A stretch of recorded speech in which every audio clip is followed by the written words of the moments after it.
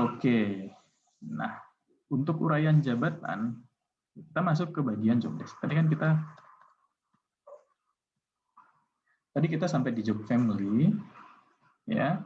Kita sampai di job family. Lalu ada sesudah job family itu mempengaruhi, gitu ya, punya berhubungan erat, kontak erat nih ya, kontak erat dengan jabatan dan deskripsi jabatan. Oke, dia berhubungan. Nah, tapi saya sebagai konsultan ya, kadang-kadang suka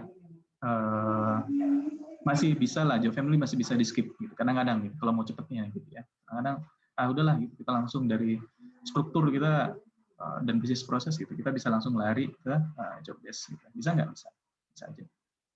Yang penting teman-teman punya pengalaman aja dulu gitu ya, untuk bikin itu. Tentang job desk. Saya kenalin istilah dasarnya dulu gitu ya. Job desk itu output ya, hasil gitu ya. Hasil akhir gitu. Job desk itu sebuah uraian deskripsi jabatan gitu ya, dan bla bla bla bla bla gitu ya. Lalu outputnya tersebut dibuat gitu ya, dibuat dengan sebuah proses gitu ya, yang namanya itu analisa jabatan. Nah, jadi jangan ketukar, ya. Saat orang bilang, oh iya, ya kita harus analisa jabatan, iya, outputnya apa gitu? Outputnya adalah deskripsi jabatan. Ya, makanya saya di sini bikin technical stream. Ini adalah hubungan output to output. Jadi job family gitu ya. Output job family ini adalah sebuah output gitu ya. Akan berhubungan dengan si namanya job desk. Job desk itu kan berhubungan dengan job grade. Job grade ini nanti nama prosesnya untuk menghasilkan sebuah grade jabatan gitu ya. Apa namanya? Apa ya? Kasta jabatan kali ya saya bilangnya ya, paling gampangnya kasta jabatan gitu ya. Nama prosesnya itu nanti evaluasi jabatan gitu. Jadi beda, analisa jabatan, evaluasi jabatan itu beda. Oke, analisa jabatan outputnya adalah si uraian jabatan ini, deskripsi jabatan dan job spesifikasi dan lain sebagainya, teman-temannya lah itu hasilnya. Tapi kalau evaluasi jabatan, hasilnya itu bukan job desk. Nah, itu sering kebalik nih. Biasanya entry level HR itu suka kebalik antara analisa jabatan dan evaluasi jabatan. Jadi kalau misalnya saya lagi interview interview HR yang baru dulu ya, selagi masih praktisi, mereka kalau ditanya evaluasi jabatan apa? Oh, evaluasi jabatan itu kita melakukan evaluasi jabatan tentang apa pekerjaannya, apa ininya dan segala macam ya. Itu totally fail ya. Mungkin next time kita akan bahas tentang evaluasi jabatan. Today kita hanya bahas ringan-ringan aja. Analisa jabatan. Prosesnya namanya analisa jabatan. Ngapain sih gitu ya? Ini yang disebut dengan kita mengidentifikasikan tugas dan tanggung jawab sebuah jabatan. Ya, kita cari tahu jabatan ini ngapain aja, gitu. Kita rancang gitu ya dalam sebuah proses analisa jabatan sampai akhirnya ada deskripsi jabatan. Oke, metode yang direkomendasikan. Nah, saya bilangnya yang direkomendasikan adalah top down, dari atas ke bawah, turun dari bos ke bawah. Bukan dari bos ya, dari proses bisnis atas tadi ya, ingat ya, proses bisnis, proses usaha kita turun ke bawah, gitu. Itu metode yang direkomendasikan. Kalau ada metode yang direkomendasikan, berarti ada metode yang tidak direkomendasikan. Ya, biasanya itu bottom up, dari bawah ke atas. Artinya apa?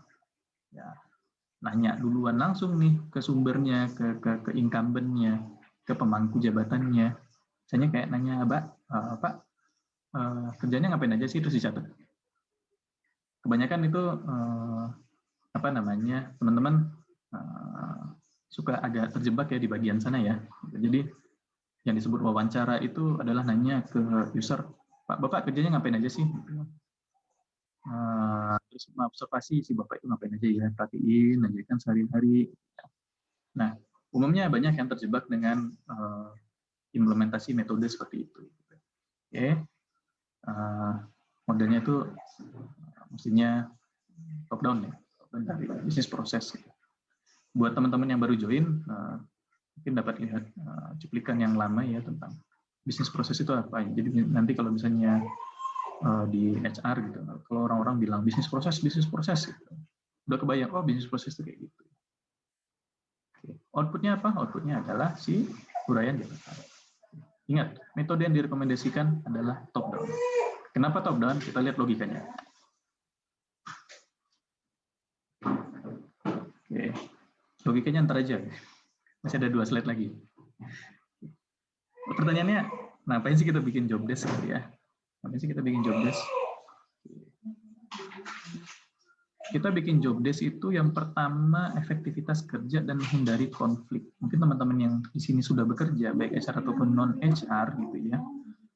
Konflik atau dorong-dorongan tanggung jawab ya, itu kan bukan kerjaan gue gitu kan, kasarnya gitu ya, bukan kerjaan saya gitu ya. Nah, itu sering sekali terjadi gitu ya. Kenapa? Karena nggak jelas nih sebenarnya ini kerjaan siapa, tidak terdokumentasikan. Jadi kalau ada kesalahan biasanya tuh dorong-dorongan, enggak, itu bukan kesalahan saya gitu. Apalagi jujur aja nanti teman-teman yang mahasiswa nih khususnya ya, kalau begitu masuk perusahaan gitu, akan sering sekali ketemu konflik pekerjaan seperti ini gitu ya. Dorong-dorongan tanggung jawab. Enggak, itu kan harusnya tanggung jawab di sana gitu, bukan tanggung jawab di sini. Bukan tanggung jawabnya unit saya gitu ya. Terjadilah konflik. Yang tadinya konflik kerja jadi konflik batin. Yang tadinya cuma di kantor jadi sampai keluar gitu kan. Wah, langsung gibah jelek-jelekin orang. Itu sering terjadi. Siap-siap mental. Yang kedua, job desk butuh apa? Buat memudahkan proses rekrutmen. Ya. Memudahkan. Kenapa? Jadi rekruter itu nggak nanya lagi sama user, butuhnya kayak gimana sih? Udah nggak butuh. Jadi kalau rekruter itu butuhnya bilangnya, saya ada kebutuhan buat nambah 1 orang supervisor untuk di bagian produksi. Rekruter itu nggak perlu nanya lagi butuhnya kayak gimana gitu. Karena di job desk itu udah ada kelihatan semuanya gitu kan. Oh, butuhnya kerjanya kayak gini. Klasifikasi orang yang dibutuhkan seperti ini, harus S1 inilah, punya kemampuan ini, punya kemampuan itu. Jadi rekruter udah tahu, oh untuk yang kayak gini, saya tahu harus nyarinya kemana, saya akan bikin cari orang yang seperti apa, dan segala macam. Memudahkan proses rekrutmen. Lebih cepat, potong kompas. Oke. Lalu tadi relevansi target kerja, gitu ya. Jadi dari job desk kita bisa tahu target kerjanya itu relevansinya gimana. Ada yang ngamuk. Oke, relevansi target kerja. Jadi kita bisa tahu kerjaan kita itu relevan nggak sih? Gitu. Ada di job desk nggak? Tapi ingat, bukan berarti mentang-mentang nggak ada di job desk nggak kita kerjain, nggak kayak gitu juga. Gitu. Tapi setidaknya kita jadi tahu, oh kita lagi ngerjain hal yang di luar job desk kita nih harusnya gitu. Nah, kenapa ya? Gitu. Oh jangan-jangan mau dipromosi gitu. Jadi makanya udah disuruh yang lain-lain. Gitu. Itu positifnya gitu ya. Negatifnya ini apaan sih gitu ya, disuruh ngerjain yang bukan kerjaan saya gitu. Tapi jangan gitu ya teman-teman ya.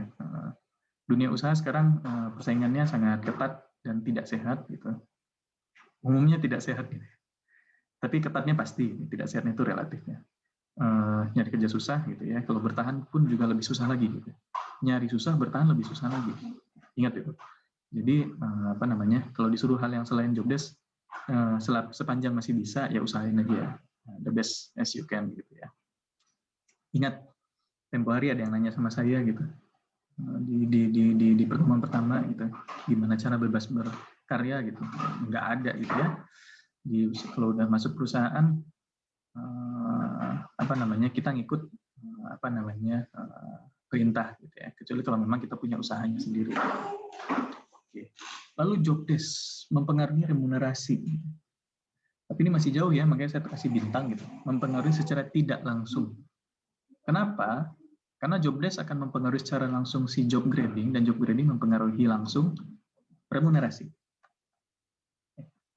Job desk akan mempengaruhi job grade akan mempengaruhi langsung remunerasi atau reward. Oke, pengaruhi. Jadi kalau job desk-nya susah, ribet, dan lain-lain, semakin susah dan semakin ribet, maka remunerasi mungkin semakin tinggi. Kenapa? Karena grade-nya semakin tinggi. Gimana caranya? Ntar kita lihat. Oke, wait sebentar.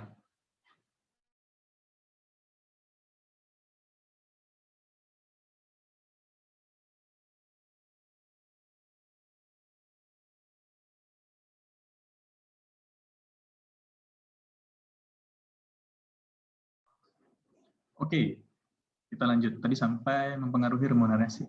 Kita next, memudahkan pengembangan karyawan. Kenapa bisa begitu? Ya ini sebenarnya relativitas ya. Apa namanya? Karyawan kita jadi bisa mengidentifikasi kebutuhan-kebutuhan pengembangan berdasarkan job classification. Ya, job classification itu apa? Misalnya kebutuhannya untuk mengisi untuk orang yang mengisi job desk pekerjaan ini adalah apa namanya? Adalah misalnya punya sertifikasi, ya, sertifikasi A, B, C, gitu ya. Misalnya kalau kayak teks itu ada brevetnya ya, brevet A, B, C. C ada nggak sih? C ada internasional ya. Jadi kita bisa tahu, orang yang menduduki jabatan di pajak gitu ya, perpajakan gitu ya, harus memiliki klasifikasi brevet bla bla bla bla gitu ya. Nah, kita kan belum punya nih, orang kita yang dipajak belum ada brevet. Ya udah kita masukin dia ke sertifikasi brevet gitu ya. Jadi dapat badge brevet gitu ya. Oke. Itu memudahkan. We have one chat. Mic-nya in and out. Tadi mati-mati ya, Mas? Maaf ya, kalau ada yang tadi kelewatan mungkin nanti kasih tahu ya. Maksudnya nyala hidup ya, in and out TV ya. Oke. Benarkah? Baik, ya mungkin ada kadang-kadang, ya sorry ya, internet di sini juga kurang-kurang. Semoga aja teman-teman koneksinya juga bagus gitu ya. Tapi kita bisa lanjut ya. Kita lanjut, terima kasih Mas Fikri remindernya gitu ya. Mbak Mayang juga terima kasih. Kita kenapa perlu job desk sudah selesai ya. Nah, saat kita melakukan analisa jabatan, bikin job desk gitu ya, ada dua hal gitu outputnya gitu ya. Satu si deskripsi jabatan gitu. Satu lagi spesifikasi. Jadi dalam uraian jabatan. Jadi gini, di Indonesia itu kalau bahasa Inggrisnya kan job desk ya, job description gitu ya. Ada yang menerjemahkan menjadi deskripsi pekerjaan langsung, deskripsi jabatan gitu ya. Ada yang menerjemahkan jadi uraian jabatan gitu ya. Nah, menurut saya sih yang paling proper itu terjemahannya adalah uraian jabatan gitu ya. Uraian jabatan yang berisi deskripsi jabatan dan spesifikasi jabatan ya. Ada uraiannya gitu ya. Lalu ada deskripsi dan spesifikasi jabatan. Tapi no matter lah gitu, as long as kita punya pemahaman yang serupa ya. Gitu. Itu opini saya tentang mana terjemahan yang paling proper saat kita menerjemahkan job desk menjadi bahasa Indonesianya apa gitu ya. Oke. Deskripsi jabatan itu isinya itu umumnya adalah nama jabatan, ringkasan tugas kerjaan, pelaporan kemana, lokasi kondisi kerja kayak gimana. Ini dasarnya ya. Penggunaan peralatan kerjanya seperti apa dan risiko kerjanya seperti apa. Ini dasarnya. Minimal harus ada inilah gitu ya. Kalau ketinggalan satu hal ya oke lah, tapi jangan sampai yang ketinggalan itu ringkasan tugas pekerjaan ya, karena itu poinnya banget kan di sana gitu. Lalu hal berikutnya yang sebaiknya ada gitu sebagai output dari analisa jabatan, si uraian jabatan ini adalah spesifikasi ya. Spesifikasi itu sederhananya kalau kita mau mencari orang untuk menduduki jabatan ini, orangnya harus seperti apa sih? Ya, kalau kita mau mencari orang untuk mengerjakan kerjaan-kerjaan yang ada di sini gitu ya, di deskripsi jabatan, spesifikasi orang yang mumpuni itu harusnya seperti apa? Ya. Pertama, kualifikasi pendidikannya gimana? Pendidikannya kayaknya minimal S1 segala jurusan. Ya. Pengalaman fresh grade boleh gitu, tapi direkomendasikan yang sudah pengalaman 2-3 tahun di bidang yang sama. Bisa aja kayak gitu, bisa. Lalu telah mendapatkan pelatihan dan sertifikasi brevet misalnya. Tadi kita bicara tentang pajak ya. Kalau untuk project ada lagi sertifikasinya, namanya kalau di luaran itu yang terkenal itu PMP ya, Professional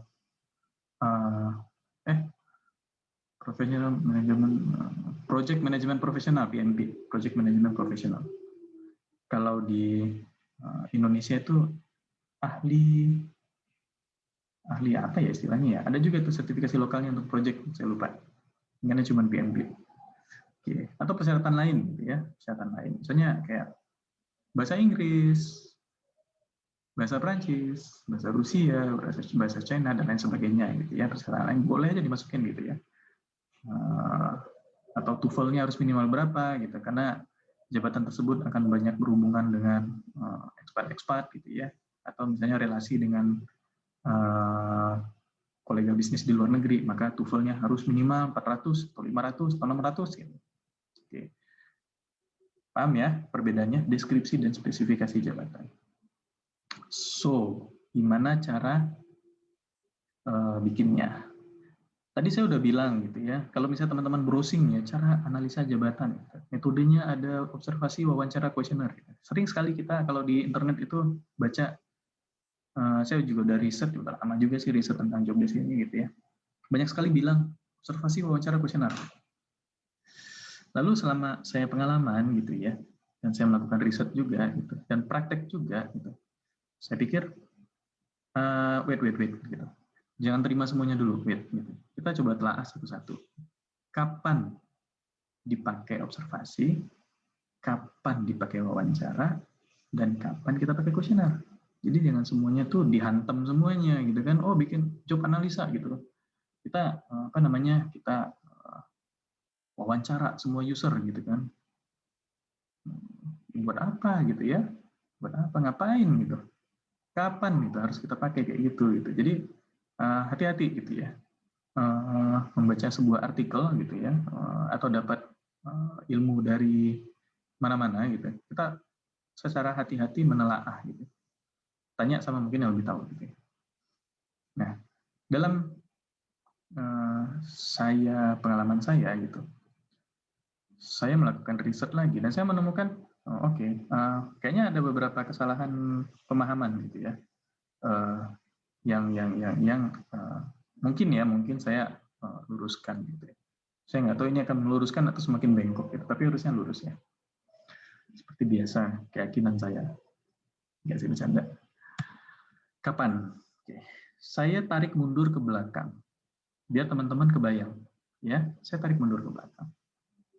Ingat ada Kang Bakso, kita ketemu lagi sama Kang Bakso yang fenomenal ya. Kang Bakso itu punya mendesain sebuah proses usaha ya, proses bisnisnya. Secara umum input sama output, input proses output, input proses output dan bla bla bla. Ada sales, production, delivery. Dia udah desain nih. Desainnya kayak gimana kira-kira? Proses usaha Kang Bakso secara sederhana dia bilangnya inputnya itu ya ada orderan gitu ya, orderan masuk ya, dari tim sales gitu ya. Tim sales itu apa? Itu orang di depan gitu, di depan warungnya gitu ya. Kebetulan Kang Bakso udah punya outlet sendiri ya, udah bukan gerobakan. Nah, input masuk dari depan gitu ya. Lalu masuk antrian gitu ya. Ibaratnya kalau teman-teman makan di restoran gitu, ada mbak-mbak atau mas-masnya datang, selamat datang, mau makan apa gitu, terus lihat menu terus dia catat gitu kan. Itu orderan, itu input. Lalu kertas catatannya dia gitu ya, dia akan bawa ke dapur, tempel gitu ya, tempel di urutan-urutan antrian gitu ya, masuk antrian itu udah mulai masuk proses. Lalu tukang dapur Kang Bakso gitu ya, dia ngeliat, dia baca ke sepintas ya, karena pengalamannya gitu, dia baca sepintas, dia atur antriannya. Oh, bakso yang gede kemarin apa sih namanya? Saya nggak ada ngasih contoh. Yang gede banget segede kepala orang. Bakso beranak. Wah, ada. Memang secara urutan tuh 1 order bakso beranak, 2 order bakso biasa yang kecil gitu ya, 3 order bakso beranak lagi, 4, 5, 6 bakso kecil gitu ya. Nah, demi efisiensi gitu ya, dia atur antriannya gitu ya. Oh, memang sih ini antrian nomor 3 gitu, tapi dia tuh sama-sama nomor 1, sama-sama khusus nih bikinnya, dan bisa kita gabung nih gitu biar efisien gitu. Jadi bakso beranak 1 dan antrian 3 digabung. Tapi bakso beranak antrian 7 menurut dia tukang ngatur antrian, ini nggak bisa digabung ke depan, terlalu jauh gitu, orang ngantri terlalu lama ntar gitu ya. Oke, antrian yang lain maksudnya. Dia tukang ngatur tuh. Lalu proses berikutnya gitu ya, ada tukang yang ngambil bahan gitu, nyiapin bahan, ngambil bahan segala macam gitu ya, dan masak gitu. dalam beberapa proses sederhana gitu ya, bisa saja 4 proses ini oleh satu orang gitu ya, tukang masak aja namanya gitu ya. Atau mungkin kalau misalnya ordernya saking banyaknya, ini bisa dipisah-pisah. Ini beda orang, ini beda orang, beda orang, beda orang gitu ya. Tukang masak beda, tukang ambil bahan beda gitu ya. Nyiapin bahan beda gitu. Nah, semakin bisnis berkembang gitu ya, yang tadinya hanya dihandle satu orang dan sederhana, saat kuantitas inputnya semakin tinggi, maka orangnya akan bertambah. Nah, ini masuk pada nanti perencanaan berapa orang ya idealnya dalam satu proses nanti, itu masih jauh. Lalu terakhir delivery ya, sajikan selagi panas gitu. Nah, Kang Baso udah bikin nih, sederhana aja gitu. Kang Baso, tapi taat azas gitu ya, sederhana tapi taat azas. Secara asas benar, input proses output benar, nggak ada yang salah. Bahasanya sederhana. Nanti teman-teman kalau masuk industri atau yang udah ada di industri, mungkin bisnis prosesnya sedemikian rumitnya gitu ya, dengan banyak sekali garis-garis kesana kemari dan saling berhubungan, bla bla bla, bolak-balik gitu ya. Rumit sekali. Kadang-kadang saya sebagai konsultan bacanya itu kayak butuh 3 hari gitu, memahami satu lembar kertas. Ya. Gimana sih? Maksudnya apa sih ini, larinya kemana sih? Gitu. Orang yang bikinnya gimana sih? Gitu. Nyalain orang padahal kita yang nggak ngerti. Lalu ujung-ujungnya nanya sama user, ini maksudnya apa? Gitu. Oke, tapi itu wajib untuk diketahui, jadi kita bisa tahu proses-proses kritis itu ada di mana gitu ya. Misalnya kayak di sini. Proses kritis itu ngatur antrian itu kritis gitu. Kenapa? Gitu. Kalau salah-salah itu nanti kita jadi nggak efisien kerja. Masak itu kritis gitu ya. Ngambil bahan ada 3 nih yang kritis gitu. Sajikan ya nggak kritis lah gitu. Semua orang bisa. Gitu. Nah, ada persyaratan kenapa sebuah proses itu disebut kritis atau enggak. Yang nanti akan mempengaruhi jabatan kritis atau enggak. Sebuah jabatan itu kritis atau enggak, kritikal atau enggak, penting atau enggak. Tapi nanti sejauh lagi. Ya, biar teman-teman dapat teasernya aja dikit-dikit ya. Ya, lalu ada bisnis support. Bisnis support ini adalah orang-orang yang memastikan tugas orang-orang ini berjalan dengan lancar ya. Orang finance, accounting gitu ya, orang HR gitu ya, orang legal gitu ya.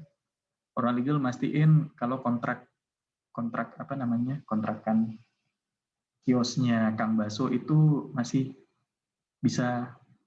berlangsung gitu ya, untuk menghindari pemutusan kontrak yang bikin nanti orang-orang nggak bisa, toko nggak bisa buka gitu ya, dan lain sebagainya gitu. IT mastiin misalnya karena dia udah sistem komputerisasi gitu ya, dari orderan masuk pakai komputer ya teman-teman, mungkin yang masuk ke restoran yang udah pakai sistem tab misalnya ya, kayak Pizza Hut gitu ya. Iya ya, Pizza Hut itu iya benar, kalau nggak salah Pizza Hut itu apa masih pakai kertas ya, saya lupa. Ya udah pakai tab gitu. Oh mau pesan apa? Oh ini tek gitu ya. Sampai nyajikannya itu juga pakai proses mekanik ya, kayak kalau di sini tuh terkenal itu, kasih tahu saya ya kalau salah ya, tapi kayak Genki Sushi apa ya, yang susinya itu datang pakai mobil gitu, gitu berhenti di meja kita, terus kita ambil. Nah ada orang IT yang memastikan semuanya itu berjalan dengan baik ya, kan nggak lucu ya, biasa kita order gitu, datang ke kita depan kita tapi orderannya salah. Nah itu salahnya orang IT. Gitu. Tapi mereka support biar prosesnya itu berjalan dengan baik dan lancar. Ini contoh proses usaha Kang Baso. Dalam proses usaha tersebut, dalam proses ini ya, kita lihat hierarkinya ya, hierarkinya itu gimana sih? Hierarkinya itu gini. Kang Bakso gitu, mendesain sebuah proses usaha. Ya, dia mendesain sekelompok perintah. Ya, pelan-pelan ya. Kang Bakso dia mendesain proses usaha, proses bisnis proses sama. Ya, artinya apa? Kang Bakso sedang membuat sebuah sekumpulan perintah kerja. Habis dari sini ke sini ya, habis dari sini ke sini ya, ke sana ya, gitu ya. Itu sebenarnya bentuknya perintah, gitu ya, perintah kerja. Ke sana kemari. Artinya dia memberi perintah. Barang siapa yang mendesain proses bisnis ya, atau tim ya mendesain proses bisnis, artinya tim tersebut sedang membuat sebuah kelompok-kelompok perintah ya, yang perintah itu nanti akan dideskripsikan ya, perintah-perintah tersebut dideskripsikan, dijelaskan dalam bentuk deskripsi kerja. Oke, nah job desk itu sebenarnya itu sebuah perintah-perintah, ya, sekumpulan perintah-perintah, ya, sekumpulan deskripsi dari perintah-perintah. Nah, gitu. Itu secara paling gampangnya ya. Ada sih sebenarnya definisi job desk itu yang pakai bahasa apa ya? Bahasa tinggi lah gitu. Silakan googling sendirilah gitu. Indonesia dan Inggris ya. Ada gitu. Tapi saya karena di sini beragam pesertanya gitu, ada mencari kerja, ada mahasiswa, ada akademisi gitu ya, ada dosen juga beberapa. Jadi saya akan prioritas pakai bahasa yang paling mudah untuk kita pahami dulu ya. Tapi it's logic ya, logiknya kayak gitu. Jadi si Kang Bakso bikin set perintah gitu ya dalam sebuah proses bisnis gitu ya, mendeskripsikan perintah tersebut dalam bentuk deskripsi kerja untuk para karyawannya gitu ya, karyawannya di sini rame ya. Sementara karyawan memberikan laporan capaian atas deskripsi kerja atau target yang diberikan ya atas perintah kerja yang diberikan oleh Kang Bakso. Oke, mereka harus perform. Oke, nah sampai di sana logiknya. Kalau kita selanjut. Jadi secara gampangnya, pertama mau bikin job desk nih, gitu ya. Job desk itu datang dari mana? Kalau dibilang dari proses bisnis, nah kayak gini nih. Dari proses bisnis, ya, turun ke deskripsi kerjaan. Gunanya buat apa? Habis itu, ya tadi remunerasi ya sama job grade ya. Habis itu cari orang buat kerjain. Deskripsi kerjanya udah ada, gitu ya. Hanya ngaduk-ngaduk dandang gitu ya, dandang bakso gitu ya. So ya udah cari orang gitu. Orangnya bisa ngapain gitu. Wah, orangnya harus mampu ngangkat beban 10 kilo selama 10 menit. Kenapa? Karena ngaduk dandangnya gede gitu. Jadi harus kuat. Sah-sah aja nggak bisa gitu. Itu simple logiknya ya, teman-teman ya. Oke. Nah, ini memang sengaja saya ulang-ulang biar teman-teman itu saya berhati-hati ya ngasih pemahamannya, karena job desk ini sedikit buat saya sih jelimet ya, jelimet gitu ya untuk dipahami. Jadi kita proses bisnis oke, kita udah selesai mapping ya.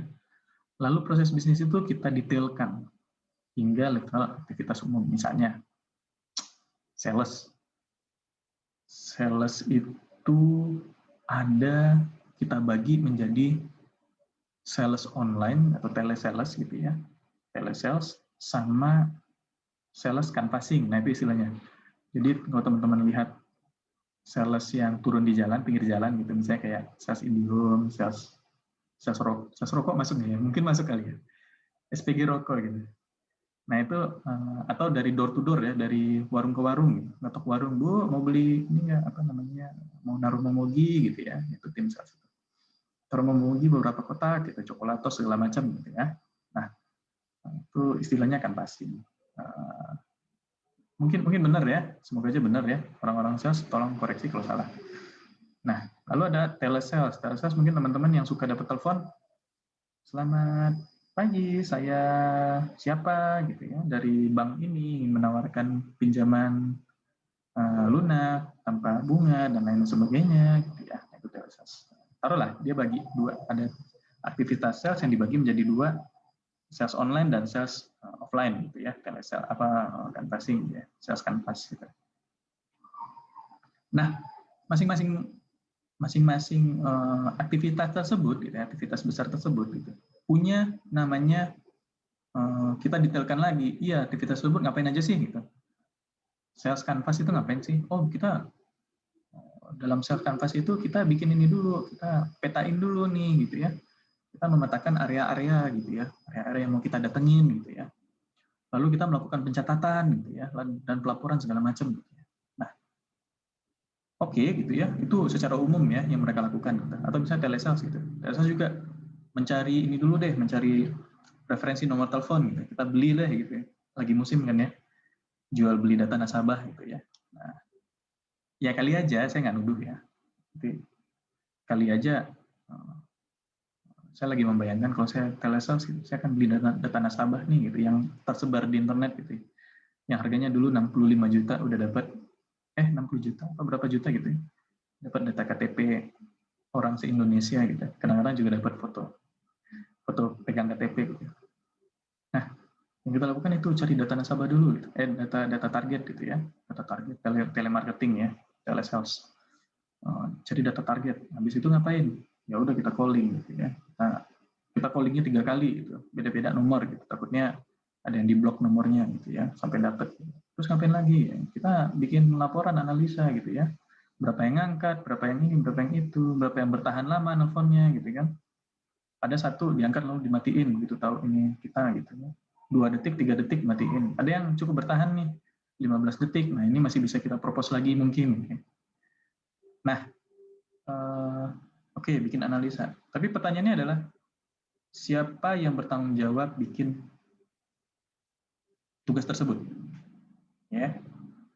Siapa yang bertanggung jawab bikin strateginya? Siapa yang bertanggung jawab mencari referensi nomor, close reference?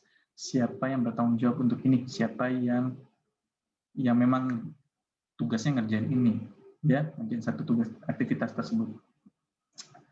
Lalu kepada siapa dia melaporkan nanti, ya, misalnya saya itu senior sales lah, taruhlah gitu ya. Lalu kepada siapa nanti saya akan melaporkan, ya, melaporkan kalau misalnya saya udah nyari referensi nomor telepon buat kita call. Atau misalnya, aduh saya nggak tahu nih mau nyari kemana tuh, atau saya kesulitan, atau saya nggak tahu referensi saya ini benar atau enggak. Kepada siapa saya mengkonsultasikan hal tersebut, memastikan, ya.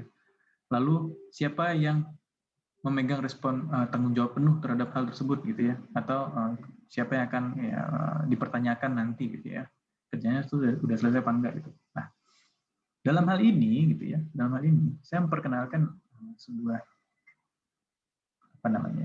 tools ya, namanya tuh RACI metode.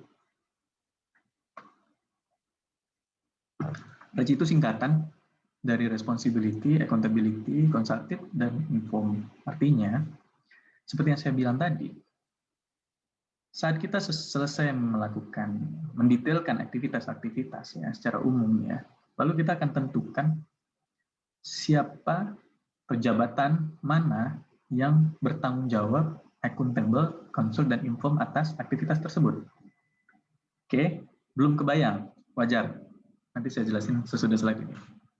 Sesudah RACI, barulah job desk itu dibangun. Nah, itulah top-down approach ya, pendekatan top-down. Oke, kita next. Oke.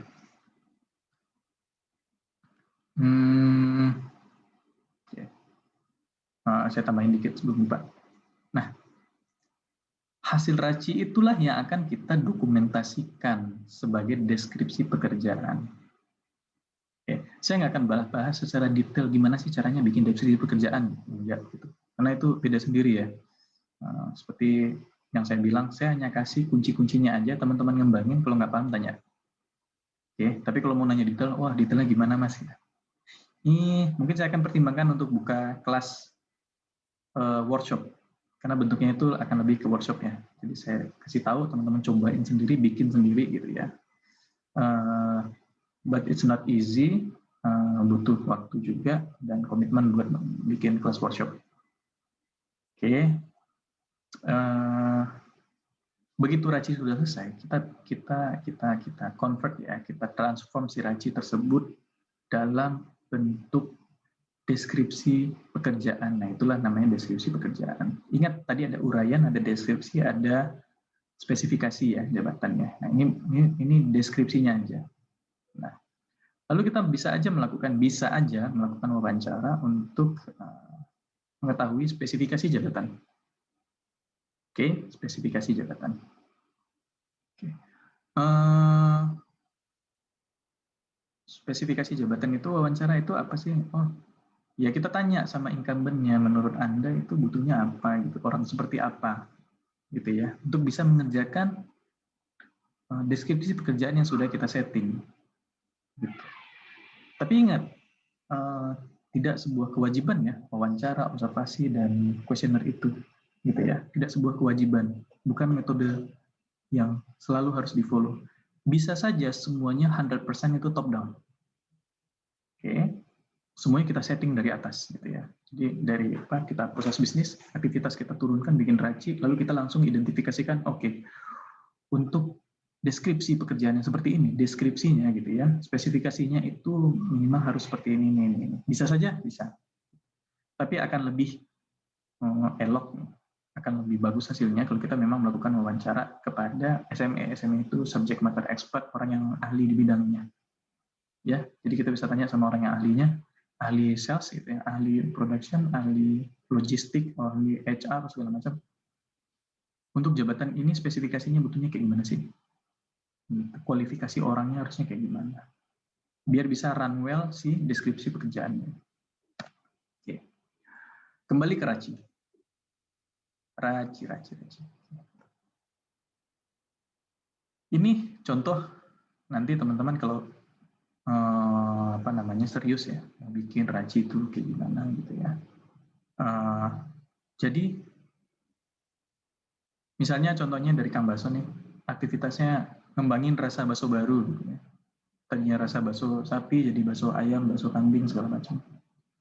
Lalu bikin strategi produksi bakso mungkin dengan cara yang lebih efisien, lalu mencatat dan melaporkan penjualan itu aktivitasnya. Ini agak abstrak ya, agak nyampur-nyampur ya, tapi saya ngasih contoh aja. Harusnya ini mencatat laporkan penjualan itu family-nya itu sales ya. Mengembangkan rasa baru, membuat strategi produksi itu, kalau strategi produksi itu mungkin production, mengembangkan rasa baru itu production bisa, riset bisa, R&D ya, research development. Lalu kita kasih tanda gitu ya. Sebenarnya ngembangin rasa bakso baru itu tanggung jawab siapa sih? Oh, menurut saya sih kalau kita lihat harusnya itu di level supervisor nih yang responsibel terhadap itu gitu ya. Tapi manajer itu adalah orang yang nanti akan dipertanyakan nih tentang efektivitas dan kesuksesan pengembangan rasa baru. Jadi walaupun dia ngerjain, tapi tanggung jawabnya itu ada di tanggung jawab yang ditanyain ya, orang yang ditanyain gitu ya. Ibaratnya direktur tuh akan nanya ke manajer, manajer, gimana rasa bakso baru udah muncul belum? Waduh belum Pak, itu masih riset. Padahal yang riset itu supervisornya gitu ya. Tapi manajer itu akan mengkonsultasikan dan menginform gitu ya, apabila ada rasa-rasa baru yang menarik gitu ya, menemukan sesuatu yang menarik gitu ya, sebelum dia akan turun lagi ke bawah gitu. Jadi dia akan nge-bridging si manajer ini. Ini contoh Raci. Mudah nggak? Gampang-gampang susah. Gitu. Saya nggak bilang mudah, nggak bilang susah, tapi gampang-gampang susah. Gitu. Oke. Dan ini butuh kita mendesain ya. Gitu. Apakah kita sendiri, kalau saya sih saya konsultan gitu. Kadang-kadang lebih sering dibantu sama klien juga gitu ya. Lalu bikin strategi produksi. Sudah pasti ini bukan urusannya staff sama supervisor gitu ya. Tapi urusannya si manajer.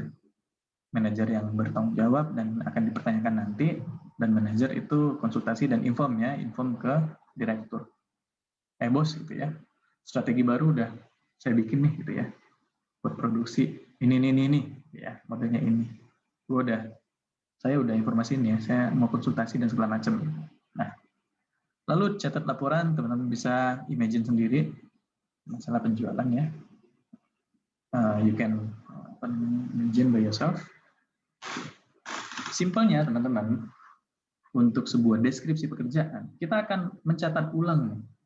Jadi seorang direktur gitu ya, deskripsi pekerjaannya adalah 1, bertanggung jawab gitu ya, bertanggung jawab untuk memonitor misalnya ya, karena dia orang yang diinform dan dikonsultkan gitu ya, memonitor atau bukan memonitor ya, memberikan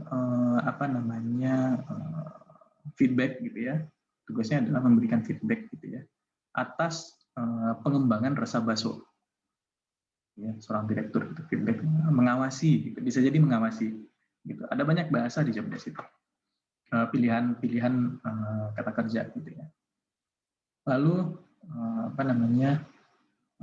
seorang manajer gitu ya, manajer itu bertugas bertanggung jawab untuk pengembangan rasa bakso yang baru gitu terhadap proses pengembangan. Nah, balik lagi ke proses pengembangannya gitu ya, manajer. Berarti itu secara umum gitu ya, sih kita bicara deskripsi kerja seorang manajer. Lalu supervisor ngapain gitu?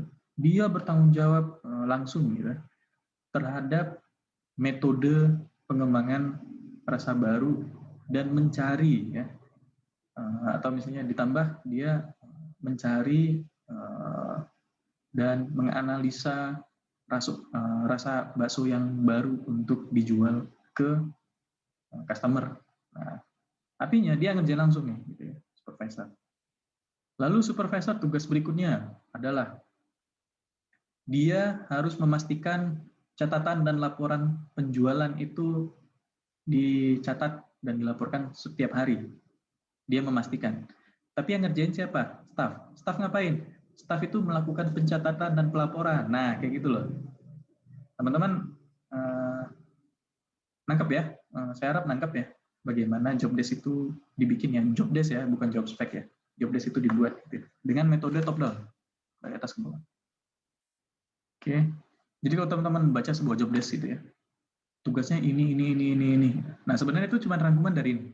Manajer tugasnya ini ngembangin bakso baru itu porsinya ngapain sih? Oh, ternyata dia akuntabel.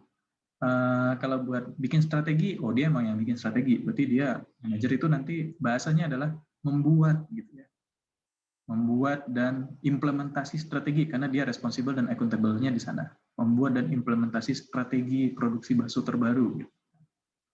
Lalu manajer juga mengawasi gitu ya, mengawasi dan menerima laporan karena dia yang menginform ya, menerima laporan catatan penjualan dan melakukan mungkin I don't know mungkin elaborasi informasinya gitu ya dan segala macam. Nah kira-kira gitu ya. Jadinya job desk itu dibuat.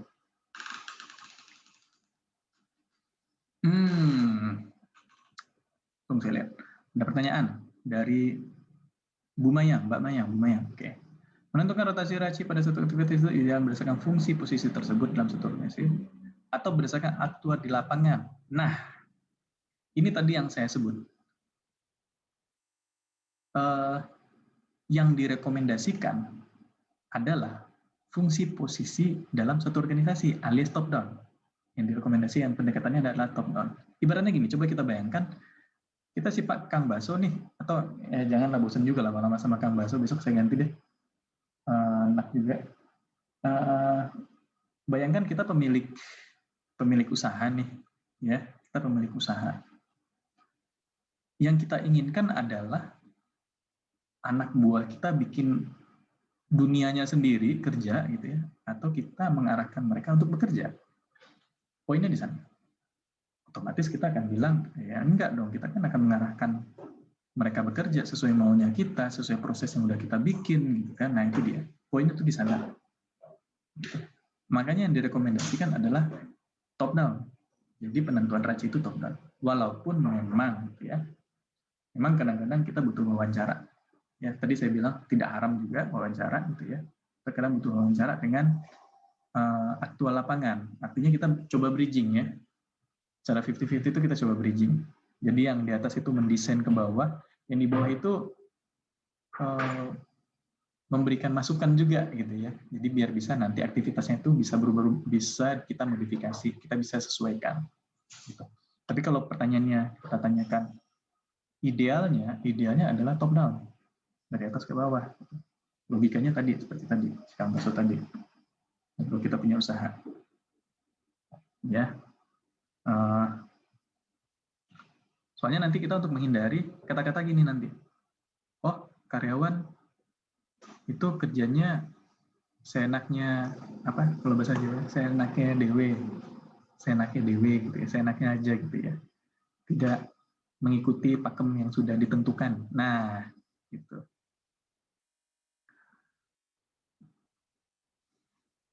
Ada pertanyaan berikutnya. Wah ini, ntar kita ngomong berdua aja nih, nggak apa-apa. Pertanyaan berikutnya, bagaimana meluruskan role agar sesuai dengan fungsi kerja bukan aktual? Bagaimana meluruskan role? Jawabannya adalah susah.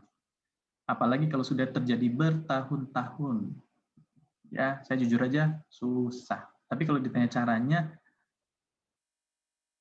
ada cara teknis dan diplomatis. Ya, secara teknisnya adalah kita desain ya pasti. Apa namanya? Secara diplomatis itu balik ke leadernya masing-masing, balik ke direkturnya, balik ke business ownernya gitu. Semua kebijakan itu dari atas. Ibaratnya gini, dalam sebuah peraturan perusahaan ada kata-kata kalau tidak mengikuti perintah dari atasan gitu bisa kena SP. Nah, udah kita pakai itu. Kasar sih memang, tapi itu adalah jalur cepat ya, shortcutnya. Gitu.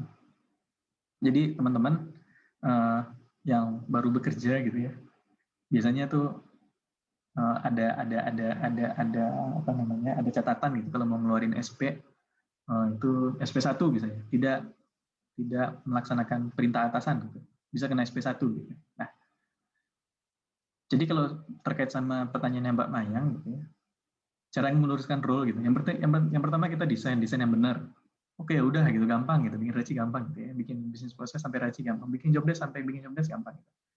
Tapi apa namanya, kalau tidak ada pendekatan diplomatisnya gitu ya dari direktur ya, ya kita kan semuanya takutnya sama direktur ya, kadang-kadang sama supervisor sendiri agak kurang takut nih, tapi kalau udah direktur yang ngomong, semuanya tuh ke bawah tuh biasanya takut ngikut gitu, nggak akan ada lagi tuh omongan di belakang. Jadi direkturnya juga diharapkan proaktif sama kejadian-kejadian di level-level bawah itu, gitu ya.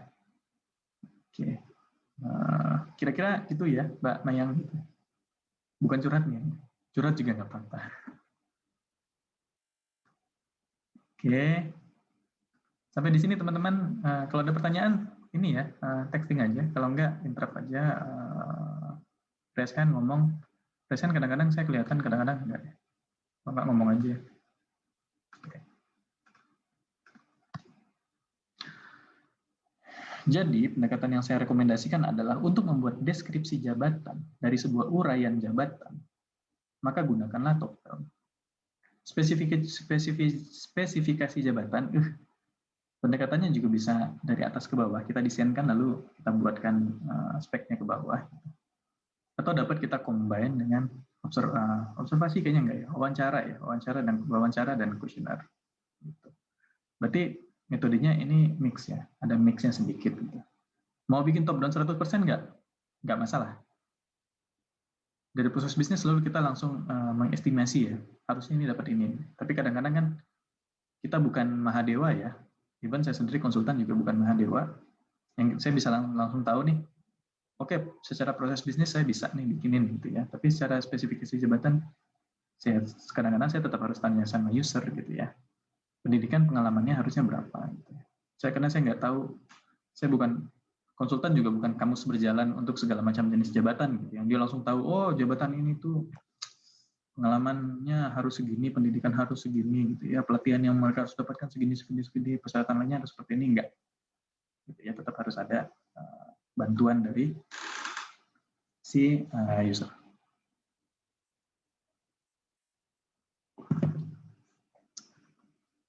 Oke, sebelumnya ada pertanyaan lagi? Fine. Saya baca dulu ya Pak ya. Apakah seorang SPV tidak memiliki akun tebal terhadap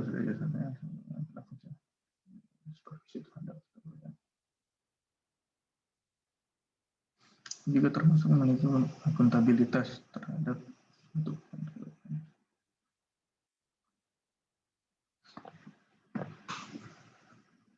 Apakah seorang SPV tidak memiliki akuntabilitas cerdas pengembangan?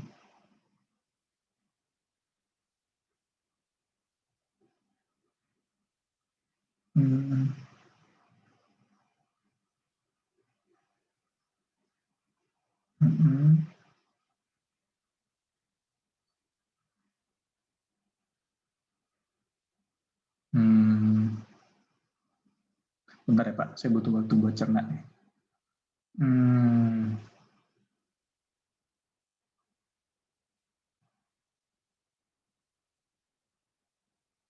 Kalau saya bilang supervisor itu punya dia responsibilitas aktivitas pengembangan, dia responsibilitas aktivitas pengembangan stafnya di bawah gitu ya. Karena fungsi seorang aktivis adalah memiliki dan memberikan supervisi terhadap suatu pekerjaan.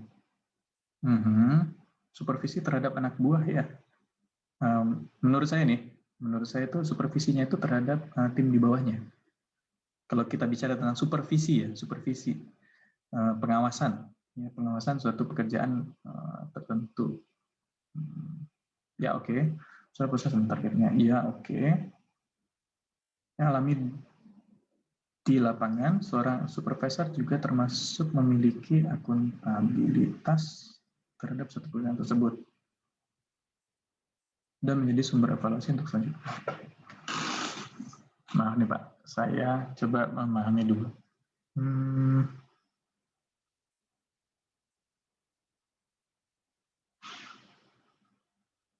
Nah, gini, saya coba nangkap ya Pak ya, semoga aja tangkapan saya benar.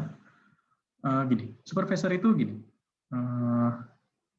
ada banyak di luar sana gitu yang memberikan definisi tentang supervisor gitu ya. Nah, kalau di saya, idealnya ya, kalau dari saya, ideal dan prakteknya saya, supervisor itu punya akuntabilitas ya, dan responsibilitas, ada 2 RA gitu ya, terhadap aktivitas pengembangan. Kenapa? Supervisor itu kita anggap sebagai seorang manajer ya. First line manager kalau istilah definisi buku luarnya itu. Jadi ada first line manager, second line, sama top management gitu ya. First line management. Artinya saat seseorang itu menjabat sebuah jabatan supervisor, gitu, artinya dia seharusnya ya, saya bilang seharusnya ya, dia juga mengemban tanggung jawab manajerial. Salah satu tanggung jawab manajerial adalah pengembangan. Ya, seorang manajer itu bertugas mengembangkan membernya, anak buahnya, gitu ya. Seorang manajer kayak gitu. Supervisor juga. Ibaratnya ini manajer muda lah gitu ya, manajer junior gitu ya, junior manager gitu. Nah, salah satunya first line management, sebutannya biasanya kayak gitu. Di samping juga dia juga punya akuntabilitas terhadap pekerjaan yang lain. Jadi nggak cuma masalah pengembangan gitu. Pengembangan adalah satu dan dari sekian banyak tanggung jawabnya dia, iya benar gitu ya. Tapi juga ada tanggung jawabnya dia untuk melakukan pengawasan ya, supervisi, proses dan target juga gitu. Makanya itu kalau misalnya ditanya, ya yang disebut dengan supervisi, proses dan target itu apa? Kalau saya tadi kasih contoh kan, di sini, kalau saya kasih contoh tadi di sini, supervisor itu punya akuntabilitas untuk gitu ya, mengawasi target gitu ya, target kekejar nggak, dan dia menginform ke manajer gitu. Staff itu yang tukang catatnya aja gitu ya, catat gitu. Lalu dia lapor ke supervisor. Supervisor melakukan analisa, evaluasi gitu ya, mensupervisi catatannya benar atau kita on target atau enggak. Kalau nggak on target kita mau ngapain, lalu kita inform ke manajer. Kira-kira kayak gitu. Kira-kira nyambung nggak Pak jawaban saya Pak? Saya juga berusaha memahami. Kira-kira gitu ya Pak ya, Pak Luhutan Sagala. Mungkin kalau kurang dapat ditanya lagi nanti Pak. Oke, saya sambil lanjut ya teman-teman. Sorry.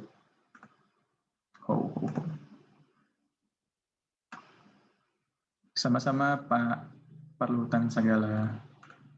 Kalau kurang nanti tanya lagi Pak. Oke. Tadi saya sampai sini ya. Saya tadi rekomendasikan kalau untuk membuat job desk itu sangat direkomendasikan metodenya adalah top down.